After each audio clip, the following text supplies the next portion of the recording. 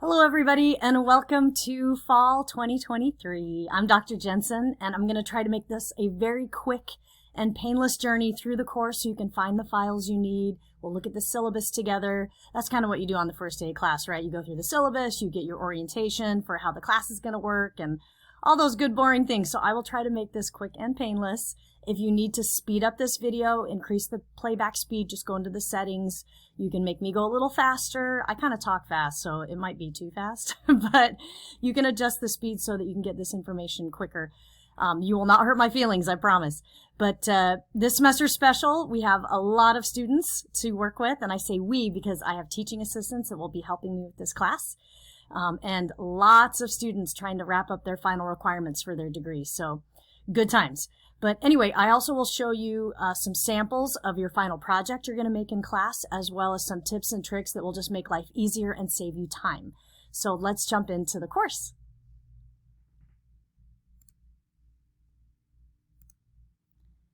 All right, so this is our main course page, and obviously you found this video, so you know where to go.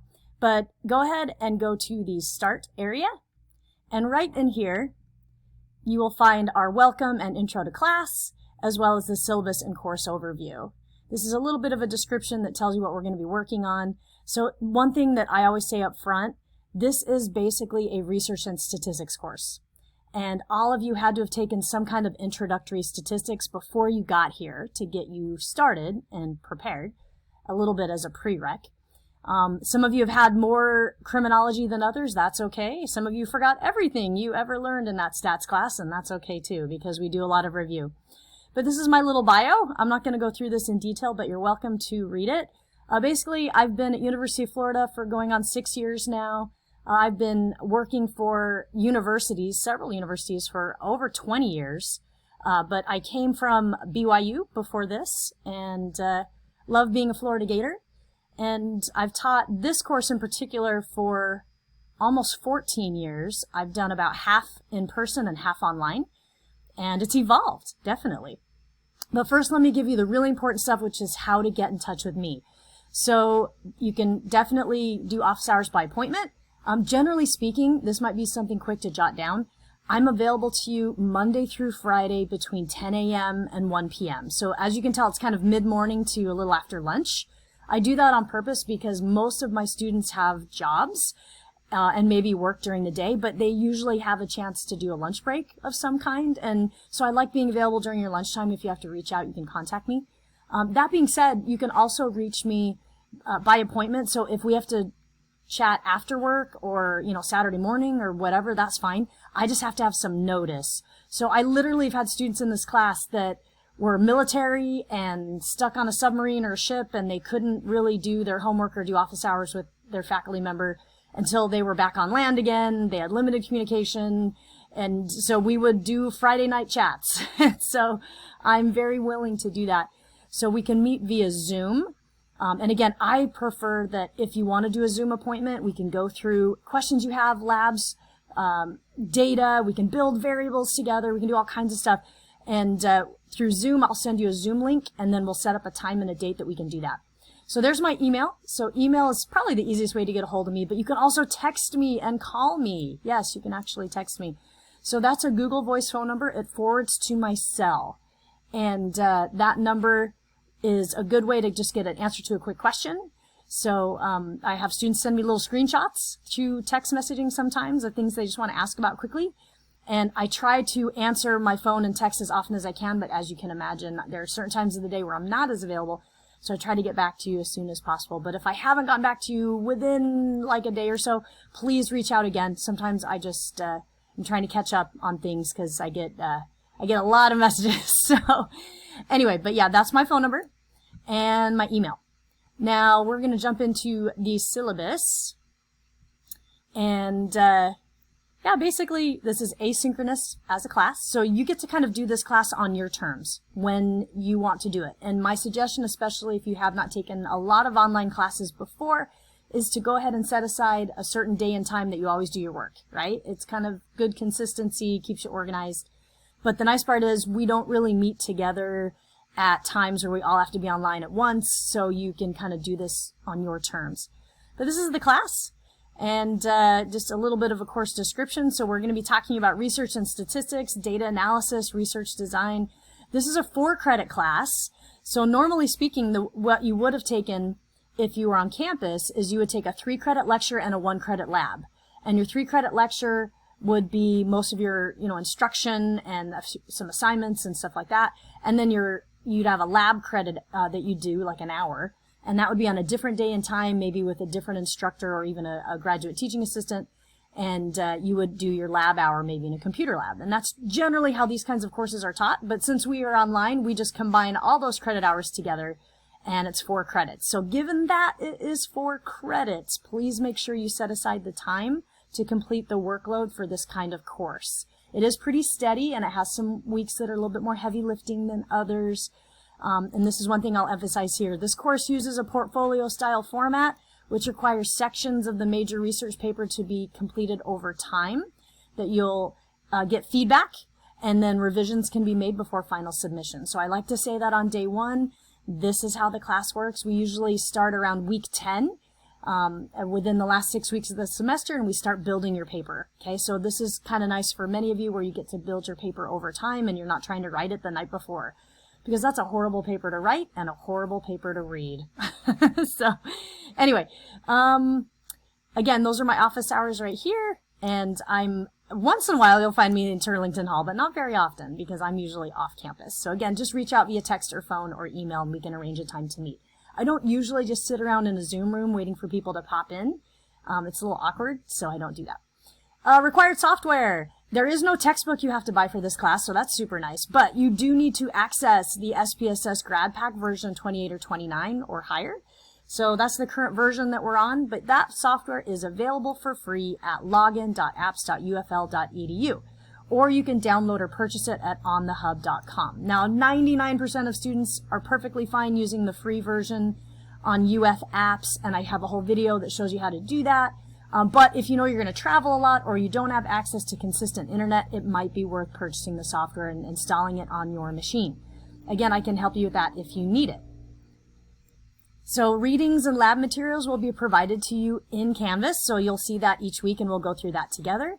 These are our course learning goals and objectives, right? So we're going to be using SPSS software to do a lot of analysis, so that's definitely this goal down here. We're going to communicate our research findings to many audiences. We'll do some research and reporting. You actually get to do original research in this class, so it's pretty cool. The paper you make in this class is often used as a writing sample for graduate study, law school, or employers to show them all the cool stuff you know how to do. So that's a nice bonus for the class. So as far as the class, we have assignments and labs. Almost every week you're going to be asked to complete out-of-class assignments and labs. This is not to torture you, but to keep you active and engaged. So you have to learn a whole new skill set using software, working with data, and you just need practice. So the first 9 weeks of the class, you're going to be getting all that practice in your labs. And I do lots of hands-on videos that will walk you through the menus and the steps you need to do with your data. So don't get too worried about that. Here's your final research paper. These are all the sections that you'll be creating, and I will show you a research paper shortly so you can see a sample right on day 1 of what you're going to be making in this class. These are the paper section drafts. It kind of explains what I just had talked about, and again, regular participation is expected and encouraged. We have to make sure we do it honestly and accurately, no plagiarism, and I do have an assignment that helps train you on how to cite and so forth. But this is probably the best advice I can give you on the very first day. Watch every video. The students who score the best, finish early, and have more ease at completing labs assignments in the final research paper are the ones who watch every video I prepare, because they are loaded with shortcuts and all kinds of helps with everything. As much as you're like, I don't want to watch videos all day, I promise this will save you so much stress, so much time, and you can rewatch them for refreshers too. So it's kind of nice to have really like just-in-time learning and on-the-go help parked and ready to see. And you can fast forward it, back it up, pause it. It's kind of nice to just be able to go quickly find a skill or a step that you need a refresher on. So this is what our course schedule looks like from August all the way to December. Welcome to fall semester. So we're going to do a module a week, and this tells you kind of what skills we're going to be doing. And I do want to highlight this as well. The last day submit pre-approved late work is November 19th. I like to kind of put that there just so it's kind of on your radar. I usually send you a reminder as well. But generally speaking, with us being asynchronous, all assignments are due by Sunday night. So again, I know my population I teach. There's a reason you're taking an online class. You need flexibility. So in order to accomplish this, I need to give you the weekend to help finish your work. Because some people work Monday through Friday, right? Or they work shift works or nights or whatever, and they don't have a lot of consistent scheduling. But they may need that Saturday or Sunday to try to get the last few things done that they need to get submitted. So yep, you just have to get all your work done by Sunday night before 11:59 p.m. So that's kind of your deadline. So just know that as you go through this semester, Sunday night, something should be turned in. You can turn things in early too. That's perfectly fine, because maybe you just like getting all your stuff done by Wednesday or Thursday. That is fine. Okay. So grading. So this is the grading scale. Your research projects and lab assignments are 20% of your grade, 16% of your grade. So they do help kind of give you a little buffer when it comes to points and scores. So you want to try to score as well as you can. But the big monster in this class is the research paper. That is 64% of your grade. It's kind of a high stakes class for you, high stakes class for me. And I take it very, very seriously, wanting to get those papers as strong and polished as possible before they turn in, because it's going to dictate most of your grade. But I will tell you, the labs and the research projects will give you kind of a good half-grade buffer. So if you don't do quite as well as you wanted to on the paper, it can kind of help save you if you're trying to get a passing grade, because I get it. Especially graduating seniors, and they know what they're moving on to. Maybe they don't really need amazing grades. They just want to pass the class and get through. They go, hey, C's get degrees. I get that. But again, most people get A's and B's in this class. They do really, really well. This is a Gordon Rule class. It has a writing requirement, so we have to write 4,000 words in the class. It's part of your University of Florida reading, writing, and research requirement that you have to graduate. So we are part of that 24,000 words over the college career. We actually meet that requirement in this class. No, we're not writing 24,000 words, but we are one of the classes that's going to help you meet your Gordon Rule writing requirement. All right, so again, more links if you want to look more at the grading scheme. These are the course policies, again, which I will go through very, very quickly. So just communicate early and often with me. Please don't get upset if something's not working. Just reach out, let me know, and there's something we can do. We have teaching assistants assigned to this class that can also be super, super helpful. Make sure you use good etiquette and that you access your software. Again, just attendance policy. You know, obviously we don't really take attendance in an online class, but we're going to be monitoring regular activity by using Canvas Analytics. So I can kind of tell if you're not really engaging with the material very much, and that's kind of a red flag for me. So just make sure you're using Canvas often and going through all the materials and resources. It's a 100% online course, and again, required readings and lectures are in each module. And if you require any accommodations for class, please reach out ahead of time with proper documentation, and I can provide that to you. And then again, these are just other campus resources that we always include in our syllabus, things like the Writing Studio, Teaching and Tutoring, also Career Connection Center, Health and Wellness, and all those good things. All right, so assignment policy, you really need to make sure you cite, especially if you take someone else's ideas and provide proper citation and attribution. Make sure you plan ahead. Some people have to set deadlines ahead of my deadlines to make sure it gets done. That's fine. You can do that. Here's our makeup policy. So I have to approve your makeup work that you're going to do. If you miss any work, you have to have a university recognized reason for doing it. And I have a link there in the syllabus that you can click on to kind of look up what those reasons are. And again, for this semester, I have to get all that late work in before November 19th so that I can grade it and submit it in time before those final papers come in so I can meet grading deadlines set by the registrar. You'll get a course evaluation at the end of the semester, all the usual stuff. And these are our criminology outcomes. This is just a good Zoom expectation tutorial. Make sure your computer's charged, make sure your camera's ready, and that you are camera ready. You're fully dressed and ready to engage with your professor. And stay on task. Use your microphone. Try to eliminate background noise. And we'll get after what we need to discuss together immediately. This is the UF apps page, I should say.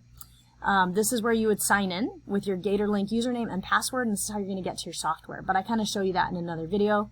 But this is the login where you navigate to your software program, where you're going to work on your files, and you're going to actually analyze data using SPSS for your final paper as well. But this is where you go do that.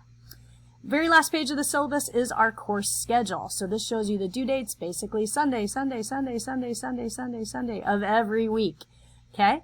So pretty much every single week of the semester, you have something due. Some weeks you have multiple items due, so do check the course schedule. These are built into the Canvas calendar to give you good reminders so that you make sure you get all of your work completed in a timely manner. So I'm going to go ahead and close this page, and we're going to go back to the main course page. I'm going to show you some examples of a module so you can kind of see how to go into it. But all the modules we do are right here, 1 through 14. And I'm just, for example, going to go into Module 3.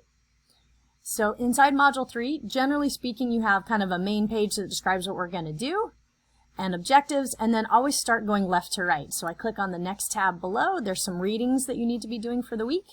And then underneath that, I have videos, and these include kind of video helps and lectures.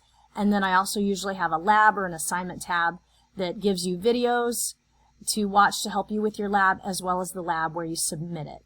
Okay, so if you go into the lab, you'll see that the lab is actually set up as kind of a quiz, but it's a quiz without a timer. So basically you can come in and complete your quiz with unlimited time. You just have to get it submitted before Sunday night. So you can do a little bit here and there. Canvas is pretty good about saving your work as you go, but again, just be careful that, if you have an outage of some kind, that you don't lose work you've already done. But yeah, you can kind of do this a little bit at a time. All I get is a time date stamp at the end of when you submitted it. It doesn't matter to me if you do like, half now, half later. But it's set up as a quiz, but I don't want you to panic. It's just kind of an open submission quiz that you have. So we're going to go back to our modules. And occasionally, again, you'll have like a file you need to submit or responses to do. We're going to go into Module 6, Measuring Crime. So this module, again, we have, some readings. I even give you examples of topics and abstracts and things that you can use for your assignment. And then videos, how do we collect crime statistics, building figures for a study. So make sure you do watch the videos because they're usually going to help you with your assignment. There's an assignment tab here. You're going to make a little figure. And then over here, here's our lab that we do. Okay? And again, I have some other videos that will just be helpful in helping you build pieces that you need to submit for your assignment. All right, so that's basically the course navigation, and we're going to go into a sample paper so you can kind of see what this big paper looks like that you turn in at the end of the semester. So I'm going to go to the very last module. So on day 1, you can go see a sample paper, and I go to the final paper tab, and this is where you complete and submit your paper. There's the grading rubric and a sample research paper right here. So you can go look at it. So here it's a formal paper with formatting. It's APA style formatting. And there's our title, author. Obviously this is a past paper from a student, and I removed their name just for privacy. But they have an abstract that they submit. And then right here they have a literature review, which goes through research on their topic that's relevant and helps provide necessary background information. Eventually they get into a theory section where they kind of propose what the behavior is like and the process by which it happens, and you're going to apply criminological theory here, which is pretty cool. Then after the theory section, you make some predictions using hypotheses about what you think you're going to find, and then you actually do a little diagram of your research topics that you're going to be looking at. So this is scientific notation that we use to describe topics and relationships with those topics. So this is like a visual map of what you're going to be testing in your paper. Eventually you come down here and you get into methods. We use secondary data in this class, which is publicly available and de-identified and used for educational purposes. So I have something like 20 different data sets that you can go inside and look at different topics to see maybe which one would work for what you want to study. So this is a self-selected topic that you get to design. We do a little consult on your topic to make sure we have suitable data to run your analyses. And we can modify it a little bit if needed, because the best paper is the finished paper at the end of the semester. But in any case, back to the methods section, we describe the data you're using and how the data was acquired. And then we start getting into your variables and any changes you make to your variables, any recoding or building or reorganizing that you do. And then you present tables on the different variables that you're using where you describe the data to your reader. After that, we go through, again, just some descriptions of the variables, tables, then we start running tests and we get into results. So this is a correlation coefficient test that was run by this student. and you report the results of that test, and then you write a little paragraph about what it means. Then eventually the big test you run is a regression test. So this is a OLS regression, or what we call linear regression, where you're going to run several variables together. It's a multivariate test, and report the results of those tests in coefficients, significance levels, R-squared, sample size. Don't worry, I teach you how to do all of this. But you make this really cool table, and then you write about the results that you learned in the class in a few paragraphs. And then eventually you have a discussion of what you learned and kind of unpacking it all, providing recommendations and implications for your findings. Then you wrap it all up with a conclusion and kind of a summary of everything that you did. And then finally, the last few pages are your references and citations. And that's it. That's the whole paper. So this paper is 24 pages. That's a pretty typical length. So the papers are usually between 20 to 25 pages. Some can be a little longer. Very few are a little shorter. It's hard to do a paper of this caliber in fewer than 20 pages. It's almost impossible because you have tables to do, abstract to do, and you're going to have a lot of filler pieces that are going to take up some pages as well. But the nice part is you write this in stages, so that works really, really well. I'm going to come back on camera for a moment and just say a few words of advice. So some of you have recently taken this class, maybe from me or from other professors, and maybe you struggled in it previously. I understand that. That's perfectly okay. Second time's the charm. Third time's the charm, right? Like, stuff happens. You're not able to finish, or, things get in your way and you need to retake it. That's fine. So I am not a grudge holder. I just try to support as best I can. If you find yourself in this situation where you're retaking this course and you think you really need some extra supports, let's set up recurring meetings throughout the semester to check on your progress or go through your drafts. I can certainly do that, but you have to reach out to me and we need to find a time to do that. So I really try to provide supports for students that are really trying to make sure they get this course passed and under their belt so they can graduate. Most of you in this class are getting ready to graduate in the next semester or two, so most students are seniors. So this is one of your more challenging classes that you probably will have. And it's a really important class because it's a skill-based class. So a skills class translates into skills you can put on your resume. So the very final week of class, I actually teach you how to represent all the new stuff you know how to do in this class on a resume, because now you're kind of a novice statistician by the time you end, which is super cool. And you can do some pretty cool research projects for your employer. So these are awesome skills. I get a little cocky and say this is one of the most important classes you take in criminology because it's a doing class. Very hands-on, very applied, and you have to be very attentive to it. So again, another recommendation I make is as you do the class, you can often take a video just like this and set me aside on a smaller device like a phone or a tablet or an iPad, and then leave yourself free to navigate on your computer as you listen. But you can also look at the video, glance at it, check for reference so you know where to navigate, where to go. But you do need to have your hands free to actually manipulate data, to crunch through variables, run functions, navigate menus. So that's my recommendation. This is not a pop in my earbuds and listen to class type course. It's not one of those you can just fold your laundry to.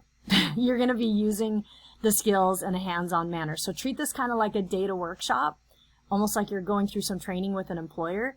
And if you come at it with that mindset, you're probably going to be a lot more successful.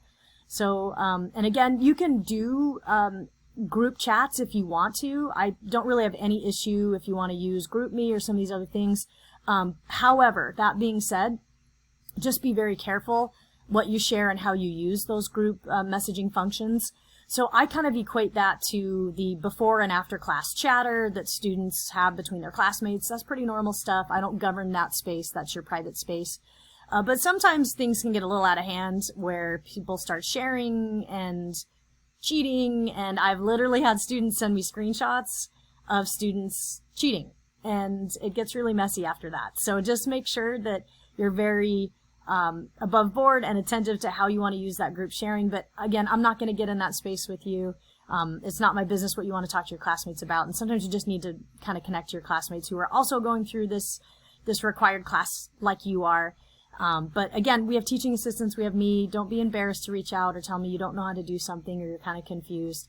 Let's work on stuff together. We can code together, build stuff together, run functions together. I don't mind at all. I do it all the time.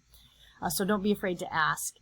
I think that's all I have for you as far as preparation for this class. But last little thing I wanted to mention, I'll go off camera for now, is here, if you go to syllabus, one thing I always like to say up front on day 1 is when your final paper is due. That is due Sunday, December 10th. That is the Sunday of finals week, and it comes in Sunday night. So you are now warned. So if you need to, some people like to use the weekends and the holidays as the semester is closing out to kind of get some extra editing done, and you can even submit early. It's very common in fall semester for some people to submit over Thanksgiving. That's perfectly fine. We may still have some projects coming in around that time that we're trying to give you feedback on, and so you may want to just wait a little bit. But yeah, you could submit anytime you're ready. Some people want to get this class done early so they can move on to other final exams. That's fine too. But otherwise, that's all I have for you. Thanks for watching, and let me know how I can help you. Welcome to fall semester. Bye-bye.